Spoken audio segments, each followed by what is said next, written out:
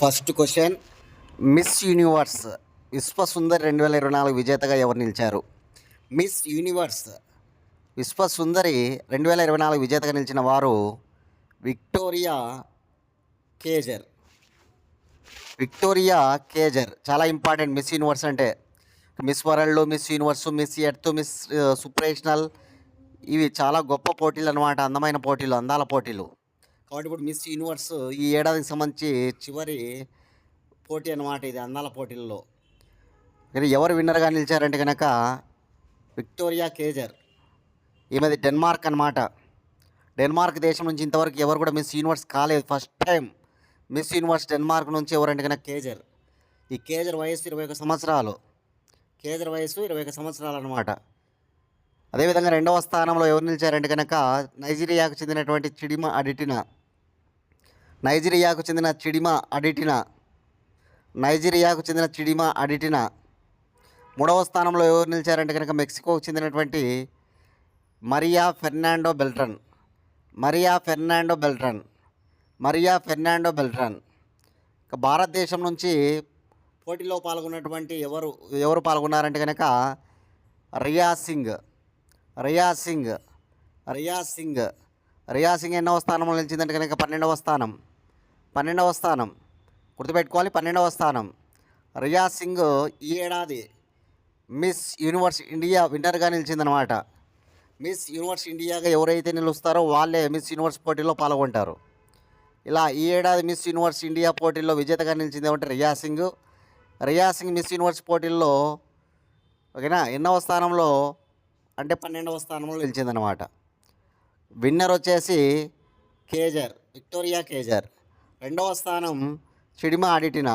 మూడవ స్థానం Mariya Fernando Beltran అన్నమాట. గుర్తుపెట్టుకోవాలి వాళ్ళ కంట్రీస్ కూడా. ఇక రియా సింగ్ వచ్చేసి మన భారత్ నుంచి పోటీలో పాల్గొంది, 12వ స్థానంలో నిలిచిందనమాట. ఇవి అరేనాలో జరిగాయి ఈ పోటీలు అనమాట. అరేనాలో ఓకేనా. మిస్ యూనివర్స్ ఎప్పుడు స్టార్ట్ అయ్యాయంటే 1952లో ప్రారంభించబడ్డాయి. 1952లో ఫస్ట్ విన్నర్ ఆర్మీ కుస్సేలా. గుర్తుపెట్టుకోవాలి ఖచ్చితంగా, ఆర్మీ కుస్సేలా పేరు. అదేవిధంగా మన భారత్కు చెందిన వాళ్ళకి ఎవరికైనా మిస్ యూనివర్స్ విన్నర్ అయ్యారా అంటే ముగ్గురు ఉన్నారు. ఎవరు ఆ ముగ్గురు అంటే కనుక ఫస్ట్ సుష్మితా సేన్, 2 లారా దత్తా, 3 అర్నా సంధు. సుష్మితా సేను, లారా దత్తా, హర్నాథ్ సంధు. సుష్మితా సేను, లారా దత్తా, హర్నాథ్ సంధు. సుష్మితా సేన్ 1994, లారా దత్తా 2000, హర్నాథ్ సంధు 2021 అనమాట. ఇది మిస్ యూనివర్స్ పోటీలు 1952లో ప్రారంభించబడ్డాయి. ఈ ఏడాది ఎవరంటే 2024లో ఓకేనా విక్టోరియా కేజర్, డెన్మార్క్ అనమాట. గుర్తుపెట్టుకోవాలి, చాలా ఇంపార్టెంట్. ఇక మిస్ వరల్డ్ విన్నర్ ఎవరు ఈ ఏడాది? మిస్ వరల్డ్ క్రిస్టినా పిస్కోవా చెక్ రిపబ్లిక్ కంట్రీ అనమాట. Krystyna Pyszkova. మిస్ ఎర్త్ ఎవరంటే జెస్సికా లేన్ అనమాట. ఆస్ట్రేలియా. ఇక మిస్ సుప్రేషనల్ 2024 విన్నర్ ఎవరంటే కనుక ఓకేనా జాఫ్రా. ఇండోనేషియాకు చెందినటువంటి లేడీ అనమాట. ఏమే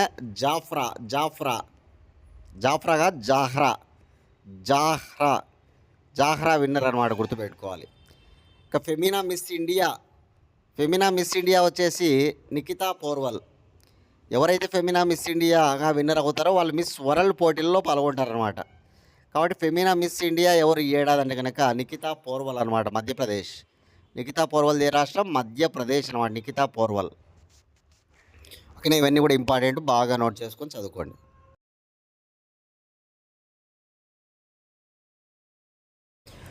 క్లాస్ ఫాలో అయ్యే వాళ్ళందరూ కూడా దయచేసి లైక్ చేయండి.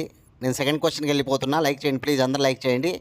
నైజీరియా 2వ అత్యున్నత పురస్కారం the grand commander of the order of the నైజర్ను అందుకున్నది ఎవరు?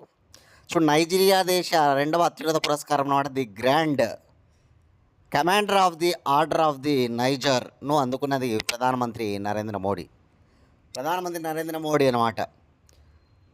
చాలా చాలా ఇంపార్టెంట్. ఏ దేశ రెండవ అత్యున్నత పురస్కారం ఇది? నైజీరియా. అవార్డు పేరు నోట్ చేసుకోండి, దేశం నోట్ చేసుకోండి, అది ఎన్నో అత్యున్నత పురస్కారం నోట్ చేసుకోండి, అది ఎవరికి వచ్చింది అనేది నోట్ చేసుకోండి. ఓకేనా? నైజీరియా అధ్యక్షుడు అహ్మద్ టినుబు, బోలా అహ్మద్ టినుబు అందజేశాడనమాట ప్రధానమంత్రి నరేంద్ర మోడీకి. నైజీరియా అధ్యక్షుడు బోలా అహ్మద్ టినుబు అందజేయడం జరిగిందనమాట ప్రధానమంత్రి నరేంద్ర మోడీకి. నైజీరియా రెండవ అత్యున్నత పురస్కారమైన దీనిని 1969లో ప్రారంభించారంట. ఫస్ట్ క్వీన్ ఎలిజబెత్ వన్కి ఇచ్చారంట. 1961లో ప్రారంభించినప్పుడు క్వీన్ ఎలిజబెత్కి వచ్చిందనమాట ఫస్ట్ అవార్డు. ఆ తర్వాత ఒక విదేశీయుడికి ఇవ్వడం ఇదే అనమాట. కాబట్టి గుర్తుపెట్టుకోవాలి, అది కూడా ఇంపార్టెంట్ పాయింట్ అనమాట. క్వీన్ ఎలిజబెత్కి ఇచ్చారు మొట్టమొదటి అవార్డు 1969లో. తర్వాత ఒక విదేశీయుడికి ఇవ్వడం అనేది ఇదే జరిగిందంట ప్రధానమంత్రి నరేంద్ర మోడీకి. ఎవరి తర్వాత? క్వీన్ ఎలిజబెత్ తర్వాత. ఇప్పుడు మన దేశంలో కూడా భారతరత్న పొందిన వాళ్ళు ఇద్దరు విదేశీయులు ఉన్నారన్నమాట. ఖాన్ అబ్దుల్ గఫర్ ఖాన్ 1987లో వచ్చింది, నెల్సన్ మండేలాకు 1990లో వచ్చిందనమాట. ఇద్దరు విదేశీయులు ఇద్దరు కూడా. Khan Abdul Gafar Khan Pakistan, Nelson Mandela south Africa అనమాట. 1987, 1990. అలా ఈ నైజీరియా పురస్కారాన్ని, రెండవ అత్యున్నత పురస్కారాన్ని ఇద్దరు విదేశీయులు పొందారు ఇంతవరకు. ఒకరు క్వీన్ ఎలిజబెత్ అయితే, రెండు నరేంద్ర మోడీ అనమాట. ఓకేనా? చాలా చాలా ఇంపార్టెంట్, ఈ విషయాన్ని గుర్తుపెట్టుకోవాలి. ఓకే. నైజీరియా దేశ రాజధాని అబూజా. నైజీరియా దేశ కరెన్సీ నైరా. నైజీరియా దేశ భాష ఇంగ్లీష్. నైజీరియా ఖండం ఆఫ్రికా ఖండం. నైజీరియా దేశ ప్రస్తుత అధ్యక్షుడు బోలా అహ్మద్ టినుబు అనమాట. ఈ విషయాలు గుర్తుపెట్టుకుంటే సరిపోతుంది. అవార్డు పేరు నోట్ చేసుకోండి బాగా. నా నుంచి మీకు ఒక క్వశ్చన్ ఏంటంటే కనుక, ఇటీవలనే మనం చెప్పుకున్నాం నరేంద్ర మోడీకి ఒక విదేశీ పురస్కారం వచ్చిందనమాట. ఓకేనా? విదేశీ పురస్కారం వచ్చింది. అది ఏ దేశ పురస్కారం? కామెంట్ బాక్స్లో మీ సమాధానాన్ని తెలియజేయండి అందరూ కూడా. ఈ నైజీరియా పురస్కారం అనేటువంటిది నరేంద్ర మోడీకి 17వ విదేశీ పురస్కారం అంట. 17వది అనమాట. ఇది గుర్తుపెట్టుకోవాలి, 17వది అనమాట. ఇది కూడా మెయిన్ పాయింట్. ఓకే. నైజీరియా పురస్కారము 17వ పురస్కారం, విదేశీ పురస్కారం అనమాట.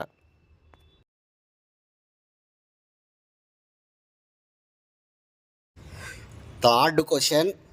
తొలిసారిగా దీర్ఘశ్రేణి హైపర్సోనిక్ మిస్సైల్ను అబ్దుల్ కలాం దీవి నుంచి ప్రయోగించగా ఇది ఏ రాష్ట్రంలో కలదు? చూడండి, మొట్టమొదటిసారిగా మనం ప్రయోగించి విజయవంతం చేసుకున్నాం అన్నమాట దీన్ని. లాంగ్ రేంజ్ హైపర్సోనిక్ మిస్సైల్, దీర్ఘశ్రేణి హైపర్సోనిక్ క్షిపణిని ఎక్కడి నుంచి? ఒరిస్సా రాష్ట్ర తీరానికి దగ్గరలో ఉన్నటువంటి ఏపీజే అబ్దుల్ కలాం దీవి నుంచి. ఒరిస్సా రాష్ట్ర తీరానికి సమీపంలో ఉన్నటువంటి ఏపీజే అబ్దుల్ కలాం దీవి నుంచి. ఈ రాష్ట్రం ఒరిస్సా, గుర్తుపెట్టుకోవాలి. ఏపీజే అబ్దుల్ కలాం దీవి ఎక్కడ ఉందని అడిగాడు. ఒరిస్సా. అక్కడ నుంచి ఈ ప్రయోగాన్ని చేపట్టి విజయవంతం చేసిందనమాట రక్షణ శాఖ. ఓకేనా? సైనిక శక్తిని మరింత బలం చేసుకునేందుకు ఇది బాగా ఉపయోగపడుతుంది. సైనిక శక్తిని మరింత బలం చేసుకోవడం అన్నమాట. దీని యొక్క ఉపయోగాలు ఏంటంటే కనుక, లక్ష్యాలు ఏంటి అంటే కనుక, ధ్వని వేగం కంటే 5 రెట్ల వేగం అన్నమాట. హైపర్సోనిక్ అంటున్నాం చూడండి. అందుకే ధ్వని వేగం కంటే 5 రెట్లు. ధ్వని వేగం గంటకు 1220 కిలోమీటర్లు అనమాట. 1220 కిలోమీటర్లు ధ్వని వేగం గంటకు. అలా ధ్వని వేగం కంటే 5 రెట్లు అధికం అన్నమాట. 1500 కిలోమీటర్ల దూరంలో ఉన్న లక్ష్యాలను ఛేదించగలదు.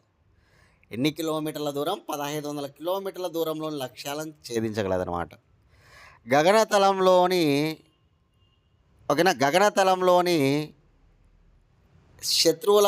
గగనతలంలో ఉన్నటువంటి శత్రువులపై అత్యంత వేగంగా దాడి చేయగలదన్నమాట. గగనతలంలో ఉన్నటువంటి ఏవైతే మనకి ఓకేనా ఉంటాయో, అంటే మనపైకి దాడి చేసేటువంటివి ఉంటాయి కదా గగనతలంలో, వాటిపైన వేగంగా దాడి చేయగలవు అన్నమాట. అంత గొప్ప దీనిని మనం విజయవంతం చేసుకున్నాం. ఇంతవరకు ఇట్లాంటి హైపర్సోనిక్ క్షిపణి అనేటువంటి దీర్ఘశ్రేణి హైపర్సోనిక్ క్షిపణి అనేటువంటిది 3 దేశాల దగ్గర మాత్రమే ఉంది. అమెరికా, రష్యా, చైనా అన్నమాట. ఇప్పుడు మనం ఆ అమెరికా, రష్యా, చైనా ఓకేనా చింతన చేరామన్నమాట. దీని పరంగా అమెరికా, రష్యా, చైనా తర్వాత మనది 4వ దేశంగా నిలిచిందనమాట. అమెరికా, రష్యా, చైనా తర్వాత మనం 4వ దేశంగా నిలిచాం. గుర్తుపెట్టుకోవాలి. చాలా చాలా ఇంపార్టెంట్ విషయాలు చెప్పినవి. డిఆర్డిఓ ఆధ్వర్యంలో ఇది విజయవంతమైంది. రక్షణ మంత్రి రాజ్నాథ్ సింగ్ ఓకేనా చాలా సంతోషాన్ని వ్యక్తం చేయడం జరిగిందన్నమాట. రక్షణ మంత్రి రాజ్నాథ్ సింగ్. డిఆర్డిఓ పూర్తి పేరు defence research development organisation. DRDO ఏర్పడిన సంవత్సరం 1958. డిఆర్డిఓ ప్రధాన కార్యాలయం న్యూఢిల్లీ. డిఆర్డిఓ ప్రస్తుత చైర్మన్ సమీర్ వి కామత్ అనమాట. నా నుంచి మీకు క్వశ్చన్ ఏంటంటే కనుక ఇటీవల పినాకాను మనం ప్రయోగించామన్నమాట. అది ఎక్కడి నుంచి అనేది కామెంట్ బాక్స్లో మీ సమాధానాన్ని తెలియజేయండి. పినాకాను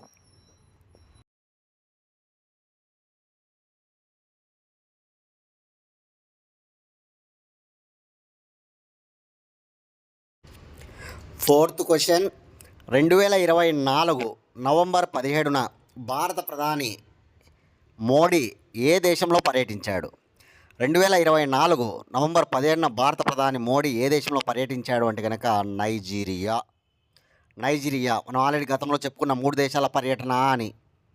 November 17, November 18, November 19, November 20, November 21 5 రోజుల పాటు 3 దేశాల్లో పర్యటించనున్నాడు అని. మొట్టమొదటి నైజీరియాలో అని కూడా చెప్పుకున్నాం మనం. కాబట్టి నైజీరియాలో పర్యటించి అక్కడ ప్రవాస భారతీయులతో ఆయన ముసడించాడనమాట. అక్కడ 60,000 మంది ప్రవాస భారతీయులు ఉన్నారనమాట. భారత సంతతి చెందిన వాళ్ళనమాట. 60,000 మంది ఉన్నారనమాట. ఇక వాళ్ళ గురించి ఆయన మాట్లాడుతూ భావోద్వేగానికి లోను కావడం జరిగిందనమాట. నైజీరియా దేశంలో ఉన్నటువంటి ప్రవాస భారతీయుల గురించి మాట్లాడుతూ అక్కడ ప్రవాస భారతీయులు ఆయన కలుసుకున్నారు. ఇమేజ్లో చూడొచ్చు మనం. పక్కనే నైజీరియా అధ్యక్షుడు టినుబు ఉన్నాడు. ఓకేనా.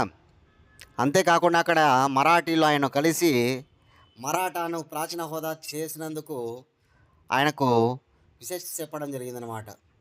మరాఠాకు ప్రాచీన హోదా కల్పించారు కదా ఇటీవల, దానిని కొనియాడడం జరిగిందనమాట. అక్కడ ఉన్నటువంటి మరాఠీలు కొంతమంది ప్రధానమంత్రి నరేంద్ర మోడీతో ఆ విషయాన్ని షేర్ చేసుకున్నారు వాళ్ళు. నా నుంచి మీకు క్వశ్చన్ ఏంటంటే కనుక నరేంద్ర మోడీ ఏ 3 దేశాల్లో పర్యటిస్తున్నాడు నవంబర్ 15 నుంచి నవంబర్ 21 వరకు? అది ఒక క్వశ్చన్. అదేవిధంగా ఇటీవల ప్రాచీన హోదా ఏ భాషలకు అనేది ఒక క్వశ్చన్. ఈ 2 క్వశ్చన్లకి మీరు సమాధానం తెలపండి. 5 భాషలకు ప్రాచీన హోదా దక్కింది ఇటీవల. 5 భాషలు ఏంటి? కామెంట్ బాక్స్లో మీ సమాధానం తెలియజేయాలి. ఓకేనా. రైట్. మనం ఇప్పుడే చెప్పుకున్నాం నైజీరియా రాజధాని అబూజా అని, నైజీరియా కరెన్సీ నైరా అని, ఓకేనా. నైజీరియా దేశ భాష ఇంగ్లీష్ అని, నైజీరియా ఆఫ్రికా ఖండం అని, నైజీరియా అధ్యక్షుడు బోలా అహ్మద్ టినుబు అని. ఓకేనా.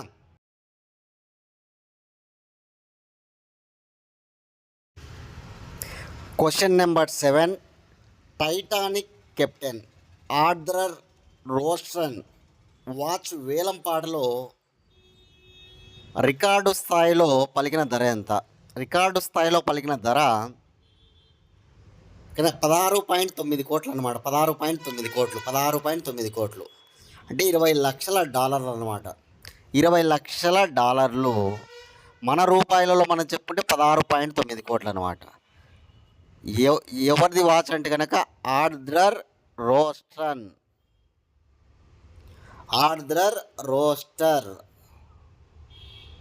గుర్తుపెట్టుకోవాలి. ఆర్థర్ రోస్టర్ ఎవరు? ఒక కెప్టెన్ అనమాట. టైటానిక్ షిప్ ఏదైతే ఉందో ఆ దుర్ఘటన మనందరికీ తెలుసు. ఆ టైటానిక్ షిప్ దుర్ఘటన జరిగినప్పుడు అక్కడ 700 మందిని కాపాడాడంట. ఎవరి? కెప్టెన్ ఆర్థర్ రోస్టర్ అనమాట.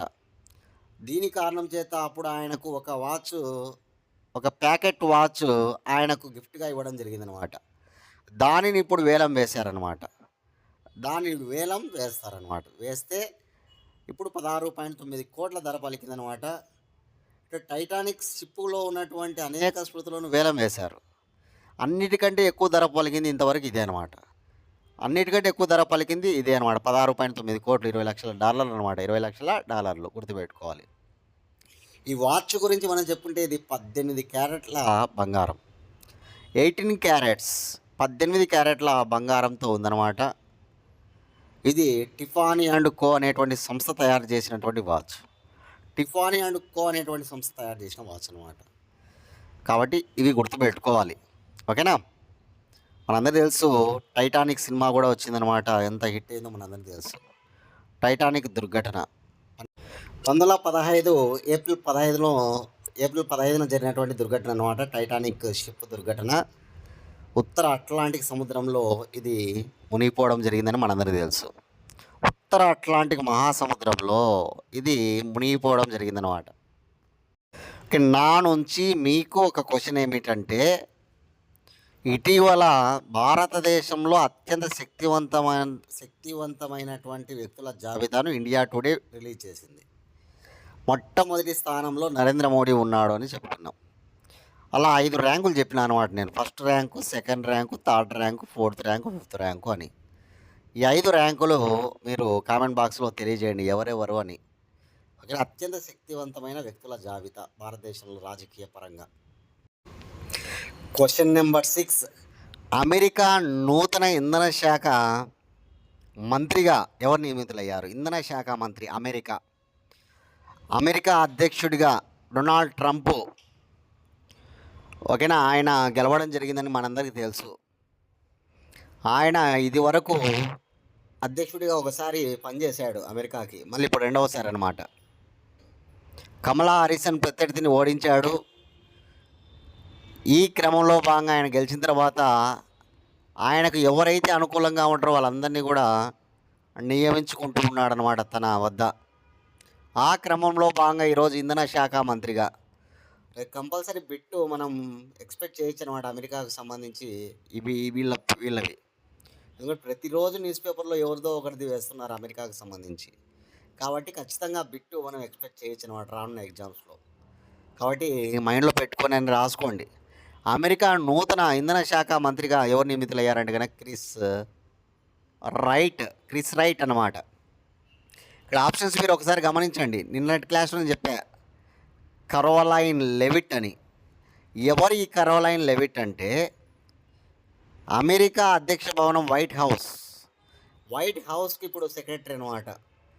వైట్ హౌస్కు సెక్రటరీ ఎవరంటే కనుక ఈ కరోలైన్ లెవిట్ అనమాట. ప్రెస్ సెక్రటరీ అనమాట అక్కడ. క్రిస్ రైట్ ఇంధన శాఖ మంత్రి సెకండ్ ఆప్షన్. థర్డ్ ఆప్షన్ చూడండి ఒకసారి, ఇంపార్టెంట్, చాలా ఇంపార్టెంట్. Pete Hegseth. ఈ పీట్ హేగ్ సేత్ వచ్చేసి అమెరికా రక్షణ మంత్రి, అమెరికా నూతన రక్షణ మంత్రి, డిఫెన్స్ మినిస్టర్ అనమాట. Next JD Vance, fourth option JD Vance, America vice president అనమాట, ఉపాధ్యక్షుడు జేడి వ్యాన్స్ అనమాట, జేడి వాన్స్. Question number 7. ఏ దేశ అంతరిక్ష కేంద్రం చేపల పెంపకంలో వార్తల్లో నిలిచింది? ఏ దేశ అంతరిక్ష కేంద్రం చేపల పెంపకంలో వార్తల్లో నిలిచిందంటే కనుక చైనా. మరో రికార్డ్ అనమాట చైనాది ఇది. ఎందుకంటే చైనా అంతరిక్ష కేంద్రంలో చేపలను పెంచడం జరిగిందనమాట. 4 చేపలను తీసుకుని వెళ్ళడం జరిగిందనమాట చైనా శాస్త్రవేత్తలు. 4 చేపలను తీసుకుని వెళ్ళి అక్కడ 43 రోజుల్లో వాటిని పెంచడం జరిగిందనమాట. 4 చేపలు జీబ్రా ఫిష్లు అనమాట. మానవుని జన్యువులతో పోలి ఉండి అత్యంత వేగంగా పెరిగే చేపలు ఇవి. మానవుని జన్యువులతో పోలి ఉండి అత్యంత వేగంగా పెరిగేటువంటి చేపలు అనమాట జీబ్రా ఫిష్. 4 జీబ్రా ఫిష్లను తీసుకొని వెళ్ళి అక్కడ పెంచడం జరిగింది. అవి పెరిగాయి అన్నమాట. ఓకేనా? అంటే అంతరిక్షంలోని ప్రతికూల వాతావరణంలో జలచరాల మనుగడ సాధించగలవా లేదా అనే అంశంపై ప్రయోగం అన్నమాట ఇది. అంతరిక్షంలోని ప్రతికూల వాతావరణం, అటువంటి వాతావరణంలో ఇవి జలచరాలు వాటి యొక్క మనుగడ సాధించగలవా లేవా అనేటువంటి ప్రయోగం చేశారు. కాబట్టి భూమి మీద నుంచి ఒక 4 చేపలు తీసుకుని వెళ్ళారు జీబ్రా ఫిష్లను. అక్కడ ఆక్వేరియంలో వాటిని పెంచడం జరిగిందనమాట. 43 రోజుల్లో అవి బాగా పెరగడం జరిగింది, పునరుత్పత్తి సాధించగలిగాయి అనమాట. కాబట్టి వారు చేసిన ప్రయోగం సక్సెస్ అయిందనమాట. అంటే అంతరిక్షంలో జలచరాల మనుగడ సాగించవచ్చు అన్నమాట దీని ప్రకారం. ఇది ఒక నూతన ఒరవడనమాట. ప్రయోగంలో గొప్ప విజయం అనమాట. కాబట్టి గుర్తుపెట్టుకోవాలి ఈ విషయాన్ని. సెంజౌ 18 అనేటువంటి వ్యోమనౌక ప్రయోగం ఇటీవలనే పూర్తయింది నవంబర్ 4 నాటికి. చైనా దేశానికి చెందిన సెంజౌ 18 అనమాట. ఆ ప్రయోగంలో భాగంగా ఈ యొక్క చేపల పెంపకం జరిగిందనమాట. సెంజౌ 18 అనేది ఏ దేశానికి చెందిన వ్యోమనౌక అంటే మనం గుర్తుపెట్టుకోవాలి చైనా. ఓకేనా? సెంజౌ. చాంఘై కూడా చైనా వాళ్ళదే.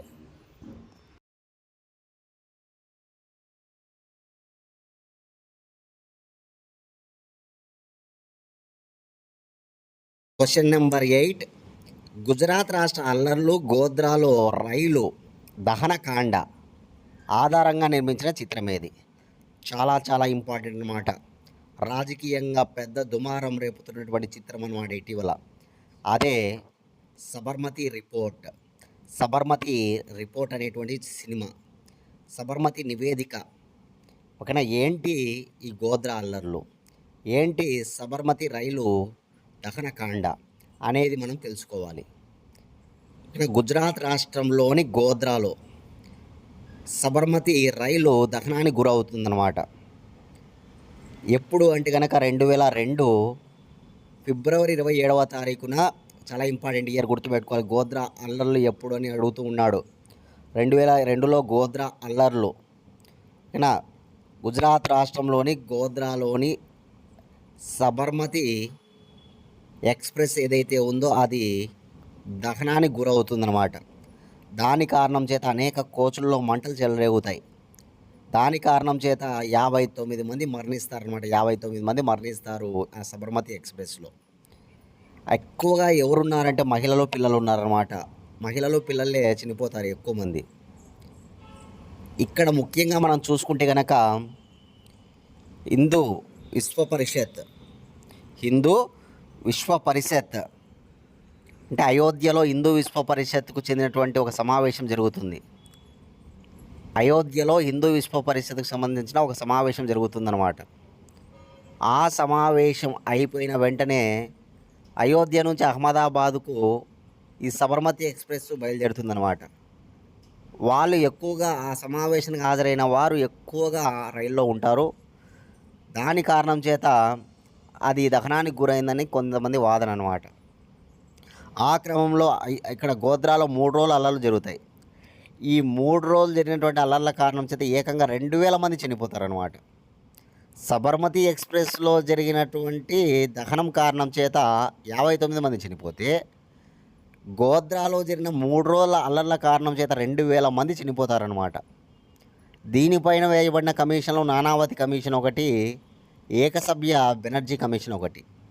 గుజరాత్ రాష్ట్ర ప్రభుత్వం నానావతి కమిషన్ వేస్తే వాళ్ళు ఏం చెప్తారంటే రిపోర్ట్లో, ఇది ముందస్తు ఫలితమే, ముందస్తు స్కెచ్తో వేయబడినటువంటిది ఈ సబర్మతి ఎక్స్ప్రెస్ దహనకాండ ఉంది కదా, ఇది కావాలని చేసినటువంటిది అని చెప్పడం జరుగుతుందన్నమాట.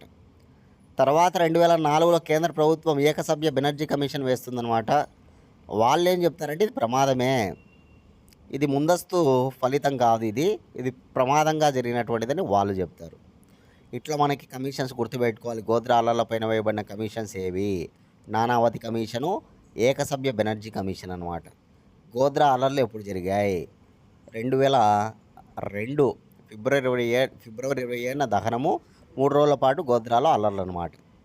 కాబట్టి గుర్తుపెట్టుకోవాలి. దాని ఆధారంగా ఇప్పుడు సినిమా తీశారనమాట. ఈ సినిమా దర్శకుని పేరు గుర్తుపెట్టుకోవాలి. దర్శకుని పేరు అర్జున్ చండేల్ అన్నమాట. సబర్మతి రిపోర్టు దర్శకుడి పేరు అర్జున్ చండేల్. ఇక్కడ నటించిన వాడు ఎవరంటే విక్రాంత్ మోసే, రాశీ ఖన్నా, వీళ్ళిద్దరు కూడా నటించారనమాట ఈ సినిమాలో. విక్రాంత్ మోసే ఒకరు, అదేవిధంగా హీరోయిన్గా రాశీ ఖన్నా నటించిందనమాట. ఇకపోతే సినిమాని నిర్మించింది ఎవరంటే కనుక ఏక్తా కపూర్, శోభా కపూర్లు అనమాట. ఇది గుర్తుపెట్టుకోవాలి, చాలా చాలా ఇంపార్టెంట్.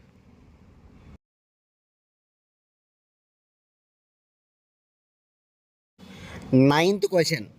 బైక్ ద్వారా అతి ఎత్తైన ప్రాంతానికి చేరి ఇండియా బుక్ ఆఫ్ రికార్డ్స్లో చోటు సంపాదించిన వ్యక్తి ఎవరు?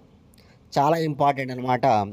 ఒక బైక్ ద్వారా అతి ఎత్తైన ప్రాంతానికి చేరినటువంటి ఒక దివ్యాంగుడు అందులో ఇండియా బుక్ ఆఫ్ రికార్డ్స్లో చోటు సంపాదించారన్నమాట. దివ్యాంగుడు నవీన్ కుమార్. ఇతను ఆంధ్రప్రదేశ్కు చెందినటువంటి సత్యసాయి జిల్లాలోని హిందూపురం మండలానికి చెందినటువంటి మిట్టపల్లి గ్రామం అన్నమాట. ఆయనది మిట్టపల్లి గ్రామం, ఒక గ్రామానికి చెందినటువంటి వ్యక్తి అనమాట. బైక్ రైడింగ్ అంటే చాలా ఇష్టం ఇతనికి. 2016లో యాక్సిడెంట్లో ఆయన యొక్క కాలును పోగొట్టుకున్నాడు. తర్వాత ఆయన కృత్రిమ కాలుతో ఇప్పుడు ఆ సాహసానికి పూనుకోవడం జరిగిందనమాట. ఒక 2016లో యాక్సిడెంట్ జరిగింది ఇతనికి. ఎడమ కాలు పోగొట్టుకున్నాడు. తర్వాత బైక్ రైడింగ్ బాగా ఆసక్తి కాబట్టి ఆసక్తిని చూపిస్తూ ఆయన కృత్రిమ కాలుతో ఇప్పుడు ఆ సాహసాన్ని చేపట్టడం జరిగిందనమాట. ప్రపంచంలోనే అతి ఎత్తైన ప్రాంతాల్లో ఒకటనమాట ఉమ్లింగ్లా అనేటువంటి ప్రాంతం. చైనా మరియు ఇండియా సరిహద్దులో ఉంటుంది ఉమ్లింగ్లా. జనసంచారం ఎవరు ఉండరు, ఒక సైనికులు మాత్రమే కనిపిస్తుంటారు. ఎత్తైన ఇసుక దిబ్బలు, అక్కడక్కడ జలాశయాలు, కొండ చర్యలు, ఇట్లా దారులు ఉండవు, ఏముండవు. అటువంటి ప్రాంతానికి చేరుకున్నాడనమాట. 6 రోజుల పాటు 2361 కిలోమీటర్లు ప్రయాణించాడు. 6 రోజుల పాటు 2361 కిలోమీటర్లు ప్రయాణించి ఉమ్లింగ్లాకు చేరుకున్నాడు. ఉమ్లింగ్లాకు వెళ్తే కనుక అక్కడ ఎటువంటి మనకి ఒక -డిగ్రీస్లో ఉంటుందన్నమాట అక్కడ ఉష్ణోగ్రత. కాబట్టి ఆక్సిజన్ సరిగా అందదు, ఊపిరి తీసుకోవడం చాలా కష్టం అవుతుంది. అయినా సరే ఆయన తనకున్నటువంటి ఆసక్తి అనమాట అదే అతన్ని ఈరోజు ఇండియా బుక్ ఆఫ్ రికార్డ్స్లో చోటు సంపాదించుకునేలా చేశాయన్నమాట. ఎవరు? నవీన్ కుమార్. ఇది వరల్డ్ రికార్డు కదా, కాబట్టి మన తెలుగువాడికి ఆ రికార్డు సొంతం చేసుకోవడం జరిగింది కాబట్టి ఇంపార్టెంట్ అనమాట. తెలుగువాడు రికార్డు సొంతం చేసుకున్నాడు కాబట్టి ఇంపార్టెంట్ పెట్టి ఇది గుర్తుపెట్టుకోవాలి. ఓకేనా. తన ముందున్న లక్ష్యం ఏంటంట? కాశ్మీర్ టు కన్యాకుమారి వరకు బైక్ రైడింగ్ చేయాలంటే. కాశ్మీర్ టు కన్యాకుమారి గుర్తుపెట్టుకోవాలి. కాశ్మీర్ టు కన్యాకుమారి అనమాట. కన్యాకుమారి అంటే తమిళనాడు, కాశ్మీర్ అంటే Jammu Kashmir. North to south, మొత్తం భారతదేశంలో నార్త్ టు సౌత్ ఆయన ప్రయాణం చేయాలనేటువంటి లక్ష్యం ఉందంట. దాన్ని కూడా ఆయన స్టార్ట్ చేస్తా అని చెప్తున్నాడు అనమాట. చాలా ఇంపార్టెంట్.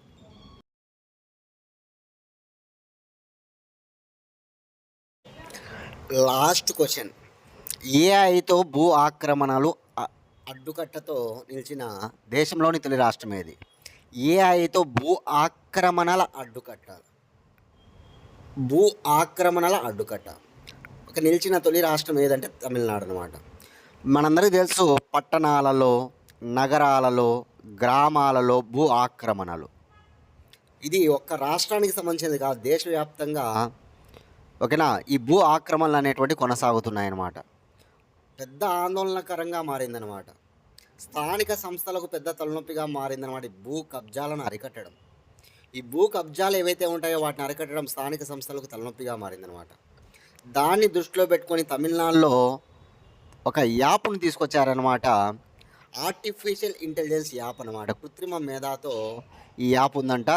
దీన్ని పైలట్ ప్రాజెక్టుగా కోయంబత్తూరులో చేస్తే అది సత్ఫలితాలు ఇచ్చిందంట.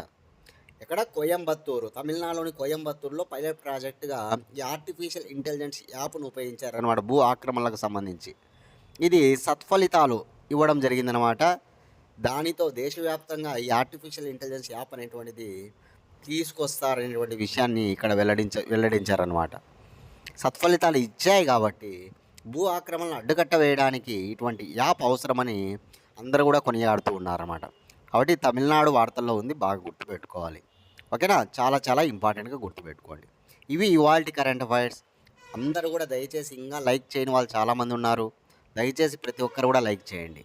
ఇంకా ఎవరైనా సబ్స్క్రైబ్ చేసుకోండి. మన ఛానల్ మీ ఫ్రెండ్స్ ఎవరైనా ఉంటే ముగ్గురికి షేర్ చేయండి ప్లీజ్. అందరూ కూడా లైక్ చేయండి.